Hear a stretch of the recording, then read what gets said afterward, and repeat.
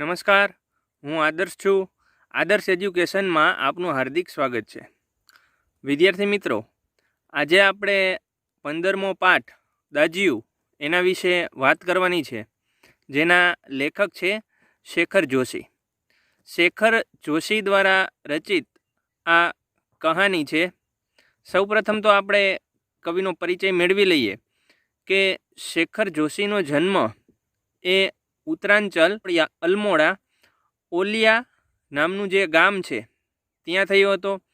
એમની રચનાઓ વિશે આપણે વાત કરીએ તો એમણે કહાની સંગ્રહ પણ ઘણા એવા આપેલા છે, જેમાં એક છે કોશિકા ઘટવાર, સાથ કે લોગ, દાજ્યું, હલવાહા, નવરંગી, બીમાર હે. આ બધા એમના કહાની સંગ્રહો છે. ત્યાર પછી એમને મળેલા પુરસ્કાર વિશે આપણે વાત કરીએ તો મહાવીર પ્રસાદ દ્વિવેદી જે પ્રખ્યાત લેખક થઈ ગયા, એના ઉપરથીને આ પુરસ્કાર આપવામાં આવે છે, એ એમને પ્રદાન થયેલો છે. ત્યાર પછી પહલ સન્માન પણ એમને મળી ચૂકેલ છે. અને આ જે દાજ્યું કહાની છે એના પર ચિલ્ડ્રન ફિલ્મ સોસાયટી દ્વારા ફિલ્મનું પણ નિર્માણ કરવામાં આવેલું છે. વિદ્યાર્થી મિત્રો, દાજ્યું કહાની વિશે આપણે આગળ વાત કરીએ તો દાજ્યું કહાનીની અંદર બે મુખ્ય પાત્ર છે. એક પાત્ર છે મદન અને એક પાત્ર છે જગદીશ બાબુ. જગદીશ બાબુ શહેરની અંદર એકલા જ રહેતા હોય છે. એમને એકલાપણું લાગતું હોય છે. પોતે શહેરના નામાંકિત અને પ્રતિષ્ઠિત વ્યક્તિ છે, પણ કુટુંબ કે પરિવાર એમની સાથે નથી.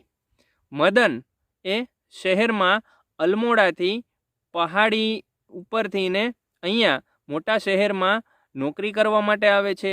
પોતાનું ગુજરાન ચલાવી શકે એટલા માટે એ પૈસા કમાવા માટે અહીંયા શહેરમાં આવી અને વસે છે. શહેરના એક કેફેમાં બોય તરીકે એ સામાન્ય નોકરી કરતો હોય છે. માત્ર 9 કે 10 વર્ષનો પહાડી બાળક છે. એકદમ ગોરો એનો રંગ છે, સોનેરી કલરના વાળ છે અને નીલા વાદળી રંગની આકાશ જેવી સરસ એની આંખો છે. એટલે જોતાં જ ખબર પડી જાય કે આ બાળક એ પહાડીનું છે. હવે જગદીશ બાબુ એ કેફે હાઉસની અંદર ચા પીવા માટે આવે, નાસ્તો કરવા માટે આવે, તો વારંવારની મુલાકાતથી જગદીશ બાબુ સાથે એક લાગણીનો સંબંધ એ મદનને બંધાઈ જાય છે. મદનને જગદીશ બાબુની અંદર પોતાના કુટુંબના સભ્યોની અનુભૂતિ થાય છે. એ મનની અંદર વિચારે છે કે જગદીશ બાબુની અંદર એ કોની પ્રતિમા જુએ છે.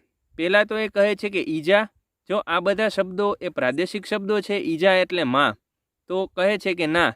પછી કહે છે કે બાબા એટલે કે મારા પિતા સમાન છે, કે ભૂલી એટલે કે નાની બહેન, કે પછી દાજ્યું, તો દાજ્યુંનો અર્થ થશે મોટા ભાઈ. અને પછી કહે છે કે હા, એ જગદીશ બાબુ મારા દાજ્યું જેવા જ છે.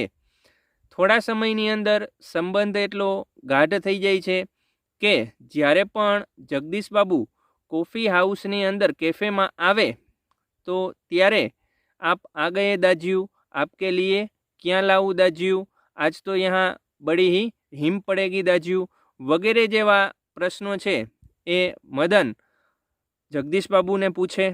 અને જગદીશ બાબુ વારંવાર આ દાજ્યુંની આવૃત્તિ કે દાજ્યું શબ્દનું પુનરાવર્તન થતું એ એને ગમતું નહીં. એટલે એક દિવસ આ જ રીતે કેફેમાં જગદીશ બાબુ આવે છે અને મદન દાજ્યું દાજ્યું શબ્દ છે એ વારંવાર બોલે છે, એ એને ગમતું નથી. તો એટલા માટે જગદીશ બાબુ મદનને સંભળાવે છે કે શું તે દાજ્યું દાજ્યું લગાવી રાખ્યું છે? કોઈની ઇજ્જત કે આબરૂનો તને જરા પણ ખ્યાલ નથી કે વારંવાર એને આ રીતે તું બોલાવે છે? બસ આ વાત મદનના હૃદય ઉપર ઘાવ કરે છે. એને અંદર ખૂબ જ ચોંટ લાગે છે અને પોતે શેઠને માથું દુખવાનું બહાનું કરી અને પોતાની ઓરડીમાં ચાલ્યો જાય છે અને ત્યાં જોર જોરથી એ રડવા લાગે છે.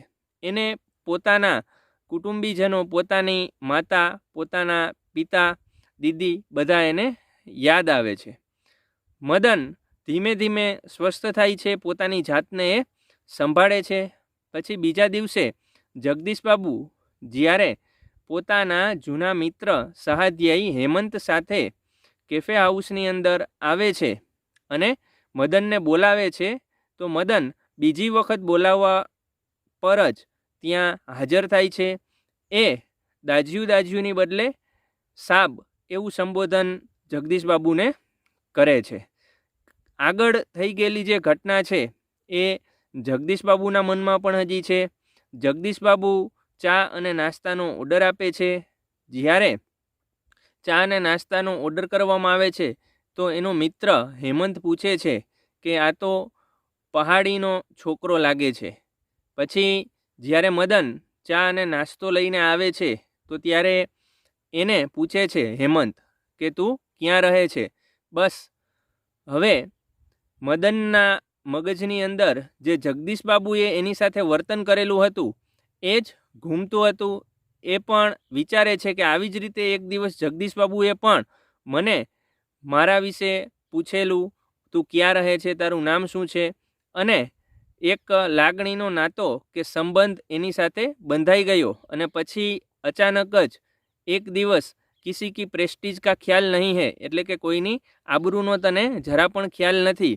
તો આ બધી ઘટના છે એના મસ્તિષ્ક ઉપર છવાઈ જાય છે અને એ હેમંતને જવાબ આપે છે કે બોય, મને બોય કહી અને બોલાવે છે. એટલે કે એ બાળક, એ મદન, એ હેમંત સાથે કોઈ સંબંધ જોડવા માગતો નથી. તો બસ મિત્રો, આ જ આ કહાની છે દાજ્યુની, કે એક નાના બાળક ઉપર એક વાતની કેટલી અસર થતી હોય છે એ લેખકે અહીંયા દર્શાવેલું છે. તો ચાલો આપણે દાજ્યુ કહાની સમજીએ. તો વિદ્યાર્થી મિત્રો, હવે આપણે પાઠની શરૂઆત કરીએ.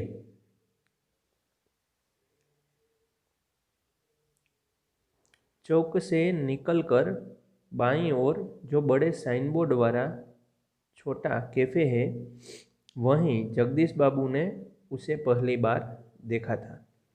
गोरा चिट्टा रंग, नीली शफाफ आंखें, सुनहरे बाल और चाल में एक अनोखी मस्ती पर शिथिलता नहीं.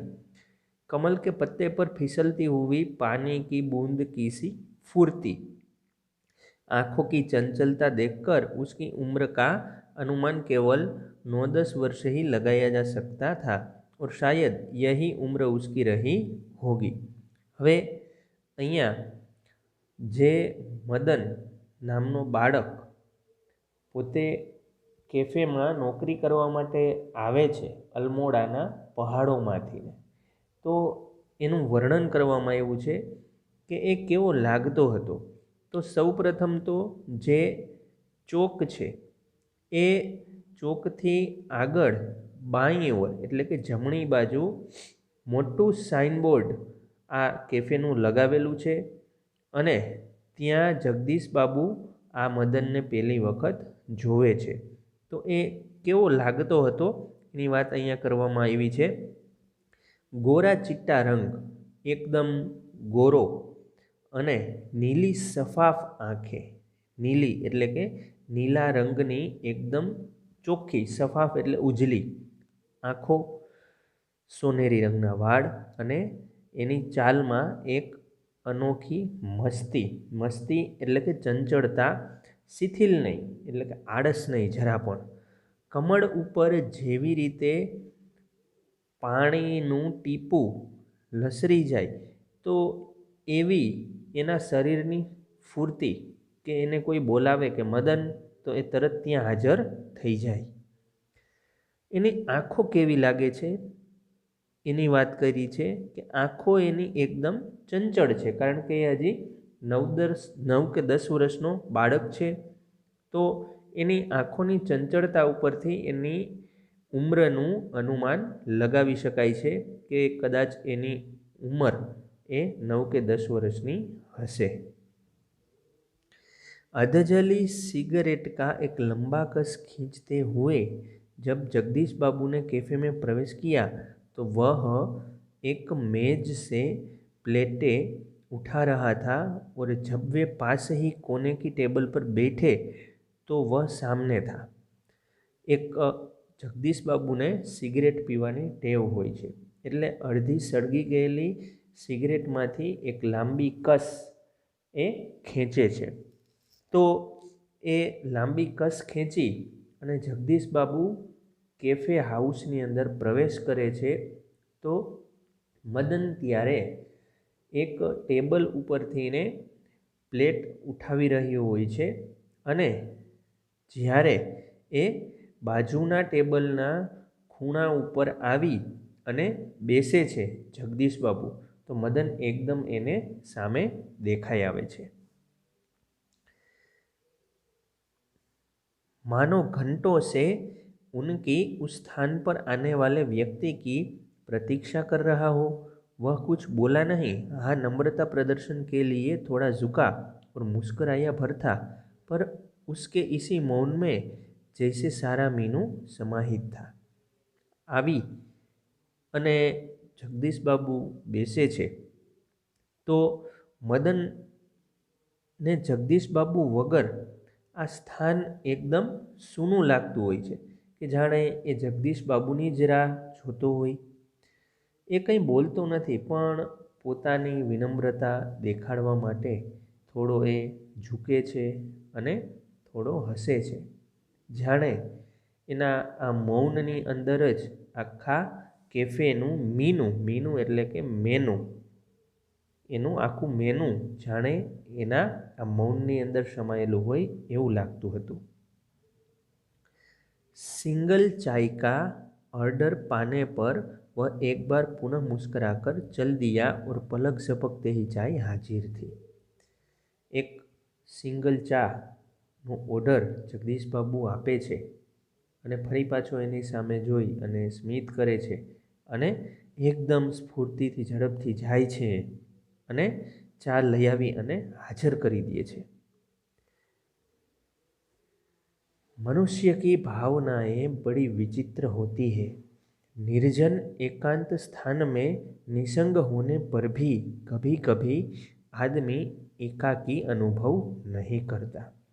लगता है इस एकाकीपन में भी सब कुछ कितना निकट है, कितना अपना है, परंतु इसके विपरीत कभी कभी सैकड़ों नर नारियों के बीच जनरवमय वातावरण में रहकर भी सूनेपन की अनुभूति होती है।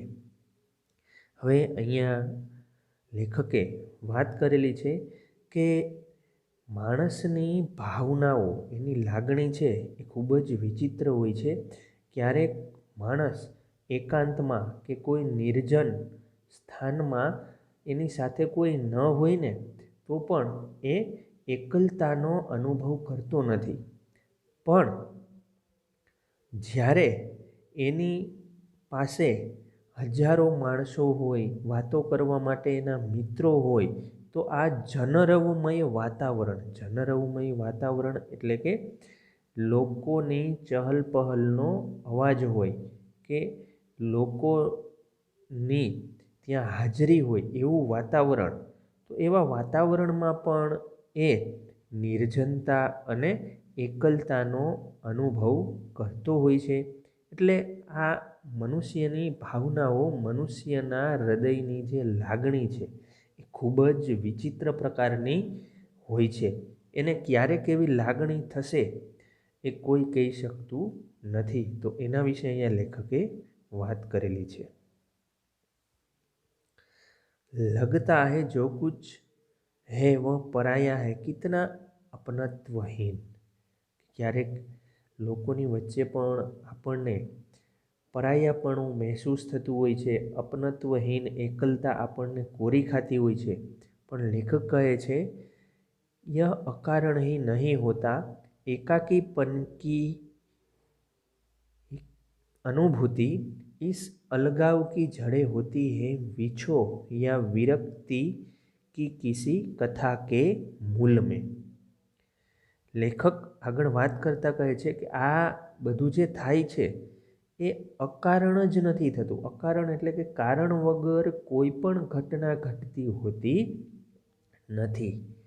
માણસને જે એકલતાની અનુભૂતિ થાય છે, અલગાવ એટલે કે બીજાથી દૂર રહેવાની જે ભાવના થવી, એને અલગાવ કહેવાય.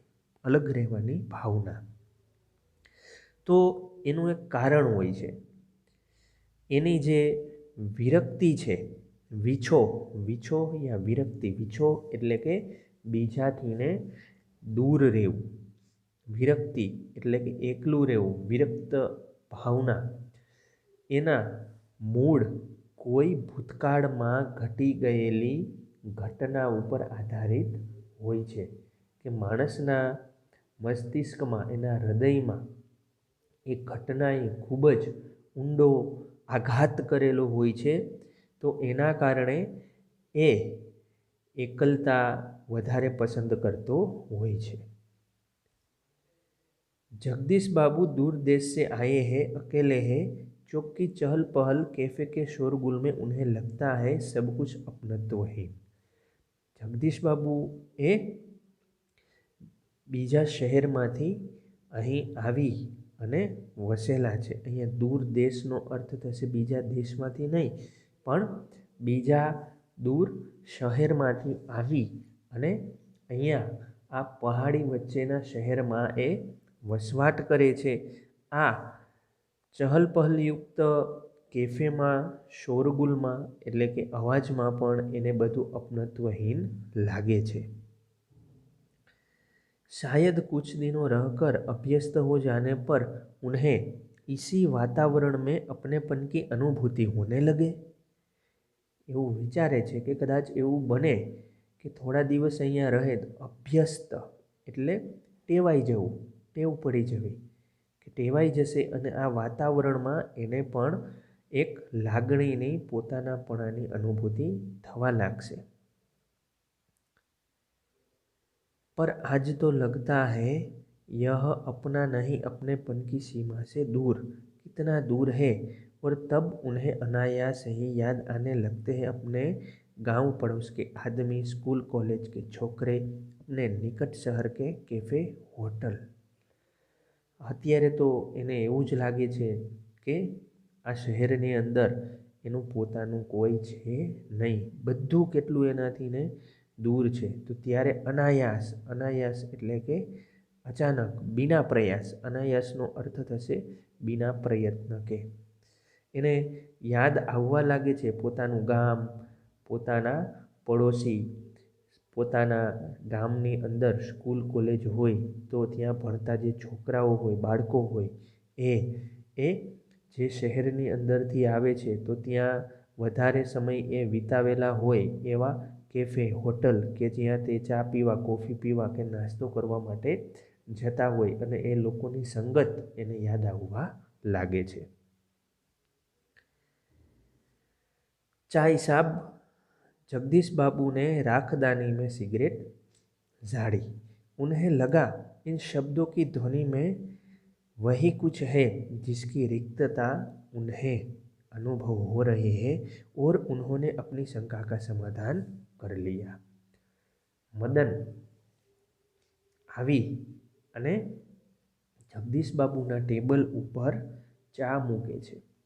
જગદીશ બાબુ રાખદાનીની અંદર સિગરેટ બુઝાવે છે. એને એવું લાગે છે કે આ બાળકની ધ્વનિમાં, એના અવાજમાં કંઈક લાગણી છે, કે જે રિક્તતા એટલે કે ખાલીપણાનો એને અનુભવ થઈ રહ્યો હતો, તો એ એના ખાલીપણાને, એકલતાને દૂર કરી શકે છે. અને એને એ લાગણી આ અવાજમાં જોવા મળે છે. क्या नाम है तुम्हारा? जगदीश बाबू पूछे छे. तारू नाम शू छे? मदन. अच्छा मदन, तुम कहाँ के रहने वाले हो? पहाड़ का हूँ बाबूजी. पूछे छे कि तू क्यानो રહેવાસી છે? મદન કહે છે કે હું પહાડમાંથી આવું છું. બાબુજી એ એક પ્રચલિત સંબોધન છે. ખરેખર જે પરદેશી હોય ને એના માટે બાબુજી એવું સંબોધન કરવામાં આવતું હોય છે. पहाड़ तो सैकड़ों है, आबू, दार्जिलिंग, मसूरी, शिमला, अल्मोड़ा, तुम्हारा गांव किस पहाड़ में है? जगदीश बाबू पूछे छे कि पहाड़ तो घणा आवेला छे, आबू, दार्जिलिंग, मसूरी, शिमला, अल्मोड़ा आ बधा पहाड़ोना नाम छे, पण तू क्यांथी आवे छे, तारू गाम कयुं छे? इस बार शायद उसे पहाड़ और जिले का भेद मालूम हो गया। मुस्कुराकर बोला, अल्मोड़ा साहब, अल्मोड़ा।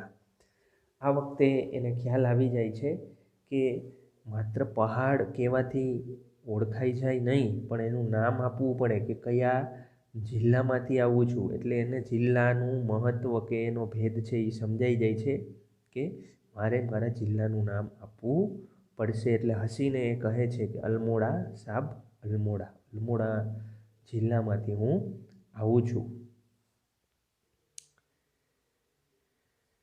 अल्मोड़ा में कौन सा गांव है, विशेष जानने की गरज से जगदीश बाबू ने पूछा. जगदीश बाबू पूछे छे कि अल्मोड़ा में वળી कયું ગામ, विशेष जानकारी मेळववा माटे एने पूछे छे. इस प्रश्न ने उसे संकोच में डाल दिया. शायद अपने गांव की निराली संज्ञा के कारण उससे संकोच हुआ था. इस कारण टालता हुआ सा बोला, वह तो दूर है साहब, अल्मोड़ा से 15-20 मील होगा. હવે એના ગામનું નામ જ કંઈક અલગ છે, એટલે એ કહેવા માટે થોડું સંકોચ અનુભવે છે, કારણ કે એક અલગ જ નામ છે એ એના ગામનું છે.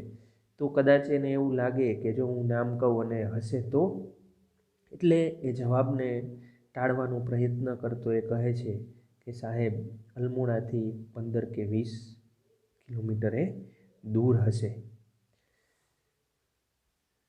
फिर भी नाम तो कुछ होगा ही, जगदीश बाबू ने जोर देकर पूछा. હવે જગદીશ બાબુ વધારે જોર આપીને પૂછે છે કે છતાં પણ કંઈક ગામનું નામ તો હશે ને. ડોટિયા लगो, वह सकुचाता हुआ सा बोला. મદન બોલે છે, સંકોચ અનુભવતો બોલે છે કે ડોટિયા लगो અમારા ગામનું नाम છે. जगदीश बाबू के चेहरे पर पुती हुई एकाकीपन की स्याही दूर हो गई और जब उन्होंने मुस्कुराकर मदन को बताया कि वे भी उसके निकटवर्ती गांव के रहने वाले हैं, तो लगा जैसे प्रसन्नता के कारण अभी मदन के हाथ से ट्रे गिर पड़ेगी. जगदीश बाबूना चेहरा ऊपर जे एकलतानो सायो हतो, शाही हती, ए दूर थई जाय छे અને એ હસી અને મદનને કહે છે કે હું પણ તારા નજીકના આ ગામનો જ રહેવાસી છું અને આપણે બે તો નજીક ગામના જ છીએ. તો પ્રસન્નતા મદનને અધિક થાય છે, વધારે થાય છે અને જાણે એવું લાગે છે કે હમણાં આનંદના કારણે, પ્રસન્નતાના કારણે ટ્રે નીચે પડી જશે. उसके मुंह से शब्द निकलना चाहकर भी न निकल सके. खोया खोया सा वह अपने अतीत को फिर लौट लौट कर देखने का प्रयत्न कर रहा हो. એના મોઢામાંથી શબ્દ આવવા માગતો હતો, છતાં પણ એ કંઈ પણ બોલી શકતો નથી.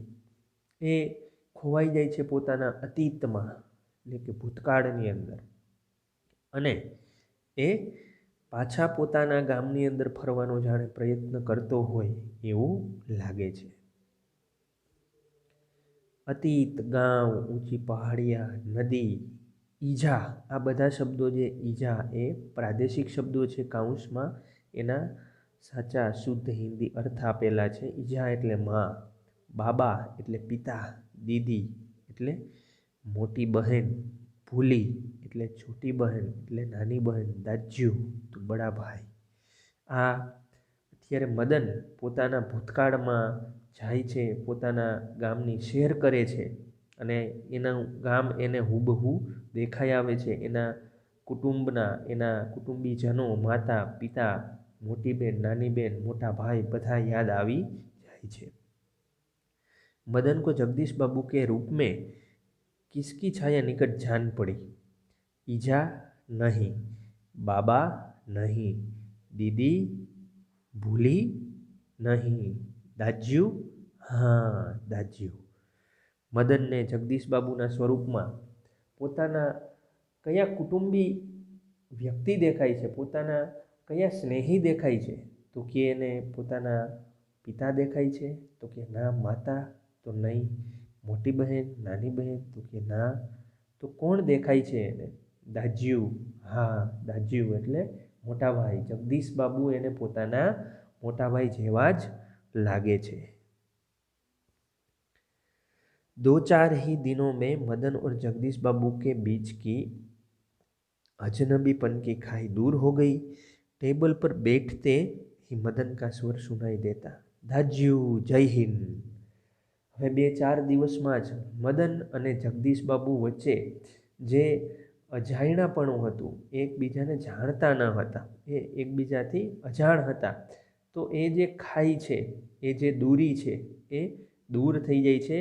અને હવે જ્યારે પણ જગદીશ બાબુ આવે અને ટેબલ ઉપર આવી અને એ બેસે તો તરત જ મદનનો અવાજ સંભળાય કે દાજ્યુ જય હિન્દ। જય હિન્દ એટલે કે જય હિન્દ। दाज्यू मोटा भाई। दाज्यू आज तो ठंड बहुत है। दाज्यू क्या यहाँ भी ह्यू એટલે કે हिम पड़ेगा?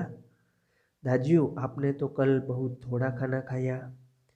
तभी किसी ओर से बोय की आवाज़ पड़ती और मदन उस आवाज़ की प्रतिध्वनि के पहुँचने से पहले ही वहाँ पहुँच जाता। ऑर्डर लेकर फिर जाते जाते जगदीश बाबू से पूछता, दाज्यू कोई चीज? હવે દાજ્યુ આવે, મોટા ભાઈ આવે એટલે એની પાસે આવી અને ઘણી બધી વાતો કરે કે આજે તો અહીંયા ખૂબ જ ઠંડી છે, કે દાજ્યુ ક્યાં અહીંયા પણ હિમ એટલે કે હિમ પડશે? કાલે તમે તો ખૂબ જ ઓછું ખાધું।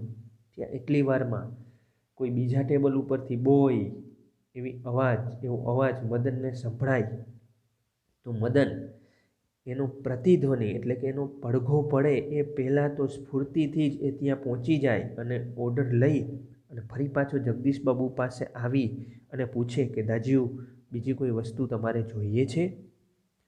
पानी लाओ। लाया दाज्यू। शब्द को उतनी ही आतुरता और लगन से दोहराता जितनी आतुरता से बहुत दिनों के बाद मिलने पर भी माँ अपने बेटे को चूमती है। हाँ, जगदीश बाबू કહે કે પાણી લઈ આવ તો એ ફરી પાછો એ કહે છે કે લાયા દાજ્યુ એટલે કે હમણાં જ લઈ આવું છું। તો એ શબ્દને એટલી જ આતુરતા અને ધૂનથી, લગન એટલે ધૂનથી દોહરાવે છે, બોલે છે કે જેટલી આતુરતાથી ઘણા દિવસો પછી માતા પોતાના પુત્રને મળે અને પ્રેમથી એને વહાલ કરે, એને ચૂમે, તો એટલી જ આતુરતા અને લગનથી, ધૂનથી એ શબ્દને એ બેવડાવે અને ફટાફટ એ વસ્તુ જગદીશ બાબુ માટે હાજર કરી દે।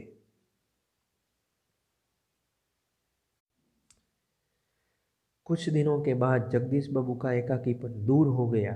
उन्हें अब जो कैफ़े ही नहीं, सारा शहर अपनेपन के रंग में रंगा हुआ सा लगने लगा। परंतु अब उन्हें यह बार बार दाज्यू कहलाना अच्छा नहीं लगता और यह मदन था कि दूसरी टेबल से भी दाज्यू। થોડા દિવસોની અંદર જ જગદીશ બાબુની એકલતા દૂર થઈ જાય છે। હવે પછી એને ચોક, કેફે, આખું શહેર જાણે પોતાના રંગમાં રંગાયેલું હોય કે પોતાનું જ શહેર હોય એવી અનુભૂતિ એને થવા લાગે છે। પણ વારંવાર દાજ્યુ દાજ્યુ દાજ્યુ આ શબ્દનું પુનરાવર્તન થતું એ જગદીશ બાબુને જરા પણ ગમતું નહીં। પણ આ મદન એ બીજી ટેબલ ઉપર હોય તો ત્યાંથી પણ એ રાડ પાડે કે દાજ્યુ દાજ્યુ। મદન ઇધર આવો। આયા દાજ્યુ મદનને બોલાવે છે કે મદન તું અહીંયા આવ। તો મદન કહે છે કે આવ્યો દાજ્યુ। दाज्यू शब्द की आवृत्ति पर जगदीश बाबू के मध्यम वर्गीय संस्कार जाग उठे। अपनत्व की पतली डोरी अहम की तेज धार के आगे न टिक सकी।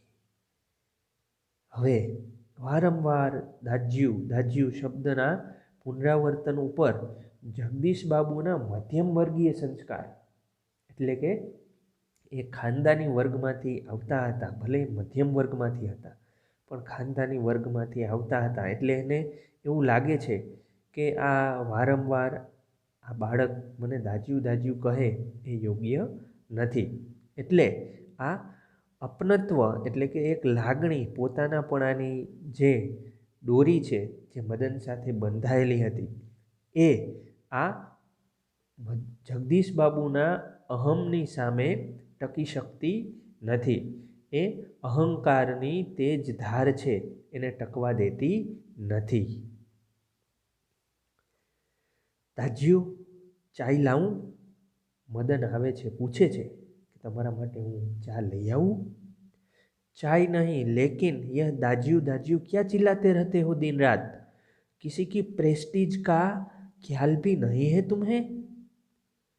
जगदीश बाबू कहे છે કે મારે ચા નથી જોતી, પણ તે આ શું દાજ્યુ દાજ્યુએ લગાવી રાખ્યું છે?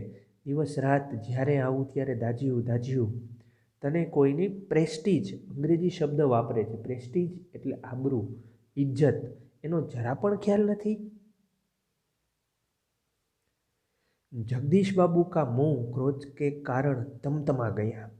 शब्दों पर अधिकार नहीं रह सका। मदन प्रेस्टीज का अर्थ समझ सकेगा या नहीं यह भी उन्हें ध्यान नहीं रहा, पर मदन बिना समझाए ही सब कुछ समझ गया था। जगदीश बाबूનું મુખ ક્રોધથી એકદમ લાલ થઈ જાય છે।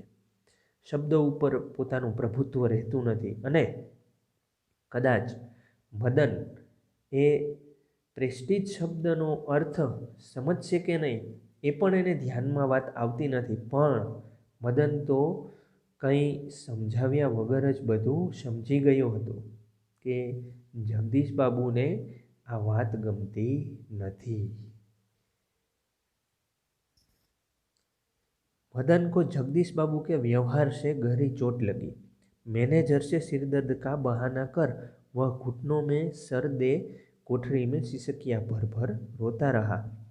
घर गांव से दूर ऐसी परिस्थिति में मदन का जगदीश बाबू के प्रति आत्मीयता प्रदर्शन स्वाभाविक ही था। हवे मदन ने जगदीश बाबूना आवा व्यवहारना कारणे एना हृदय उपर एक ऊंडी चोट लागे छे, घाव लागे छे।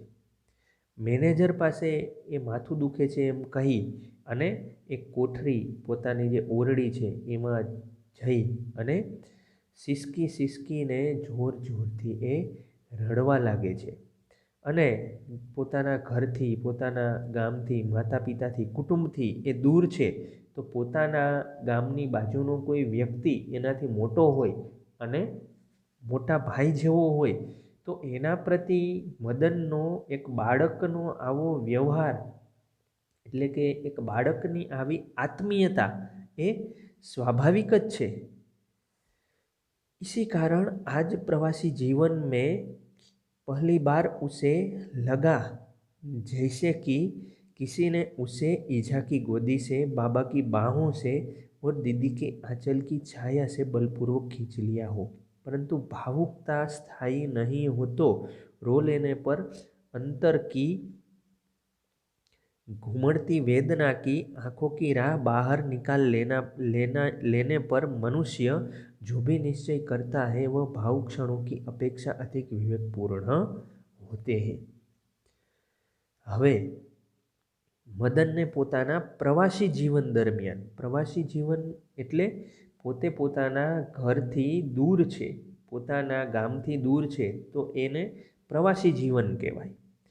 तो पोताना प्रवासी जीवन दरमियान एने एवुं लागे छे के जाणे एने पोतानी माता, ईजा एटले मातानी गोदमांथी कोके उपाड़ी लीधो होय, एना पिताना बाहुपाशमांथी कोई एने छोड़ावी लीधो होय, एना वात्सल्यमांथी एने दूर करी दीधो होय अने दीदीना खोड़ामांथी एने कोके बळपूर्वक खेंची लीधो होय, तो एवुं दुख एने अहींया थाय छे। અહીંયા લેખક કહે છે કે વ્યક્તિની ભાવુકતા છે ને એ સ્થાયી નહીં હોતો, એટલે કે વ્યક્તિ છે એ વધારે સમય જો ભાવુક ન હોય ને તો એક વખત એ રડી લે, પોતાના અંતરની વેદના દુઃખ છે એને આંખોની વાટે એટલે કે આંખોના આંસુ દ્વારા એ બહાર કાઢી લે અને પછી રડી સ્વસ્થ અને શાંત થઈ અને પછી જે કંઈ પણ એ નિર્ણય લે તો એ નિર્ણય ભાવુક થઈ અને આવેશમાં આવી અને લીધેલા નિર્ણયની અપેક્ષા એટલે કે એના કરતાં વધારે પેલો સ્વસ્થ થઈ અને લીધેલો નિર્ણય છે એ યોગ્ય હોય છે.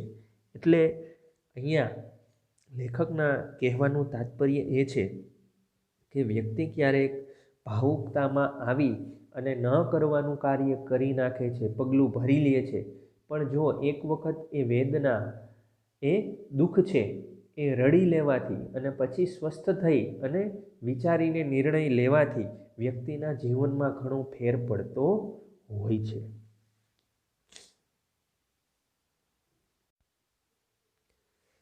मदन पूर्ववत काम करने लगा। दूसरे दिन कैफे जाते हुए अचानक ही जगदीश बाबू की भेंट बचपन के सहपाठी हेमंत से हो गई। कैफे में पहुंचकर जगदीश बाबू ने इशारे से मदन को बुलाया, परंतु उन्हें लगा जैसे वह उनसे दूर दूर रहने का प्रयत्न कर रहा हो। હવે મદન ફરી પાછો સ્વસ્થ થઈ જાય છે, એ પોતાની જાતને સંભાળી લે છે અને જ્યારે બીજા દિવસે અચાનક જગદીશ બાબુની મુલાકાત એના બાળપણના સહાધ્યાયી હેમંત સાથે થઈ જાય છે, એટલે હેમંત સાથે જગદીશ બાબુ કેફે પહોંચે છે અને જ્યારે જગદીશ બાબુ મદનને ઈશારો કરીને બોલાવે છે, પરંતુ એને એવું લાગે છે કે મદન જાણે જગદीश बाबू दूर रहने प्रयत्न करते हो। दूसरी बार बुलाने पर ही मदन आया। आज उसके मुंह पर वह मुस्कान न थी और न ही उसने क्या लाऊ दाज्यू कहा। बीजी वखत बोलावे छे त्यारे ज मदन जगदीश बाबूनी नजीक जाय छे अने आजे एना मुख उपर पेला जेवी मुस्कान न हती, पेला जेवी हसी एना मुख उपर जोवा मळती नथी।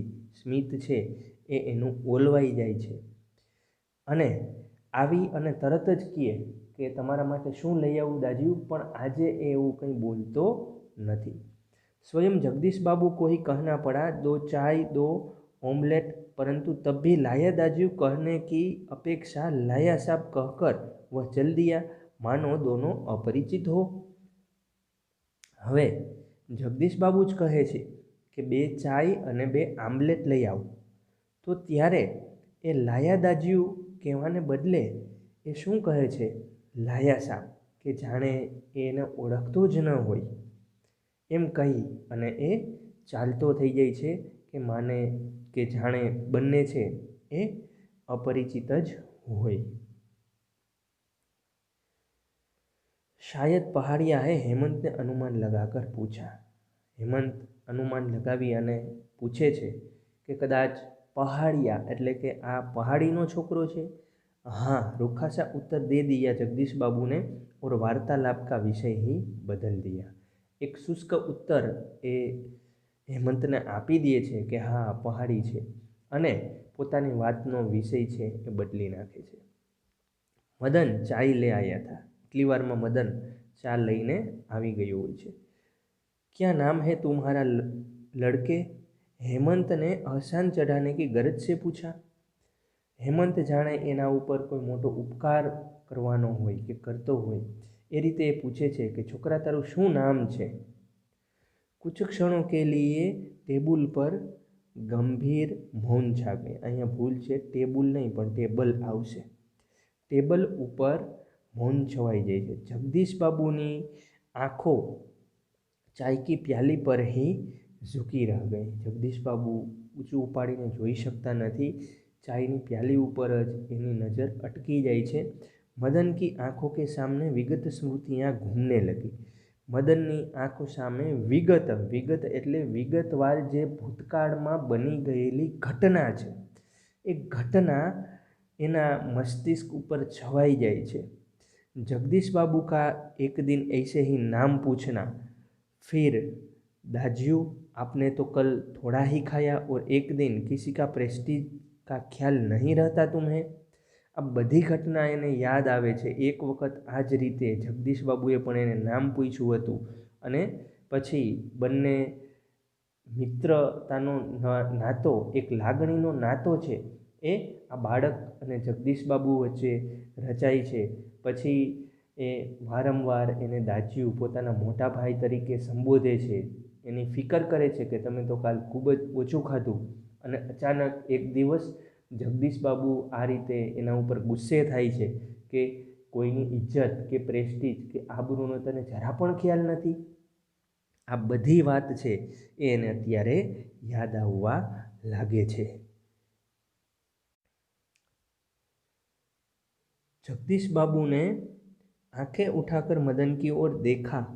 उन्हें लगा जैसे अभी वह ज्वालामुखी सा फूट पड़ेगा। हेमंत ने आग्रह के स्वर में दोहराया, क्या नाम है तुम्हारा? जगदीश बाबू आँखों उपाड़ी अने मदन तरफ जोवे छे के मदननो व्यवहार केवो छे, एनुं व्यक्तित्व केवुं लागे छे। तो जाणे एवुं ज लागे छे के हमणां ज्वालामुखी फाटी पड़शे, एटले के मदन जगदीश बाबू पर पोतानो गुस्सो ठालवशे। त्यां एटली वारमां आग्रहना स्वरमां हेमंत फरी पाछो पूछे छे के तारुं नाम शुं छे? बॉय कहते हैं साहब मुझे। संक्षिप्त सा उत्तर देकर वह मुड़ गया। आवेश में उसका चेहरा लाल होकर और भी अधिक सुंदर हो गया था। मने बॉय कहे छे एवो संक्षिप्त एटले के एक टूंको उत्तर आपी अने पाछो वળી જાય છે। आवेशमां अति क्रोधमां आवेलो मदन एनो चेहरो एकदम लाल थवाथी ने अधिक सुंदर देखावा लागे छे। तो આવી રીતે વિદ્યાર્થી મિત્રો આ દાજ્યું કહાનીની અંદર એક મનોવૈજ્ઞાનિક દૃષ્ટિકોણ પણ સંકળાયેલો છે કે એક તરુણ કિશોર અવસ્થામાં પહોંચેલા બાળક સાથે વ્યક્તિએ કેવું વર્તન કરવું જોઈએ અને આવા વર્તનથી ને બાળકના મસ્તિષ્ક ઉપર, એના હૃદય ઉપર શું અસર થતી હોય છે એની વાત અહીંયા લેખક આપણને સમજાવવા માગે છે અને ખૂબ સરસ રીતે લેખકે એ વાત પણ સ્પષ્ટ કરી દીધી છે। હવે આપણે એક વખત ટિપ્પણ વિભાગ એટલે કે શબ્દાર્થ વિભાગ જોઈએ।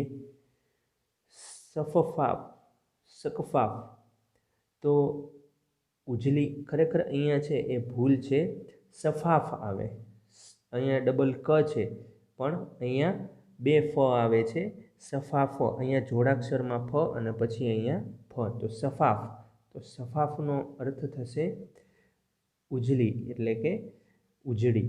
મીનું તો વ્યંજન સૂચિ એટલે કે આપણે ગુજરાતીમાં અને અંગ્રેજીમાં મેનુ કહીએ, હોટલનું જે મેનુ હોય ને એને મીનુ કહીએ હિન્દીમાં। નિસંગ તો અકેલા।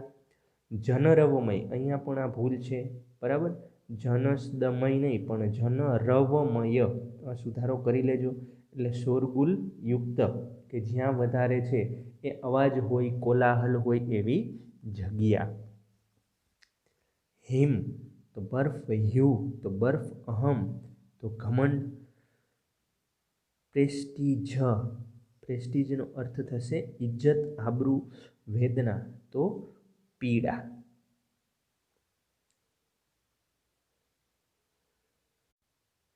તો વિદ્યાર્થી મિત્રો આ પાઠના પ્રશ્નો તમે સ્વાધ્યાય પોથીમાં સુવાચ્ય અક્ષરે પૂરી લેશો અને ત્યારબાદ વ્યાકરણ પણ પૂરી લેજો। કોઈ પણ પ્રકારનો પ્રશ્ન હોય તો તમે ફોન દ્વારા કોન્ટેક કરી શકો છો, અથવા તો તમે જ્યારે નોટબુક સહી કરવા માટે આવો તો ત્યારે પણ તમે કોઈ પ્રશ્ન હોય તો પૂછી શકો છો। ફરી પાછા નવા ટૉપિક સાથે આપણે મળીશું, ત્યાં સુધી આવજો।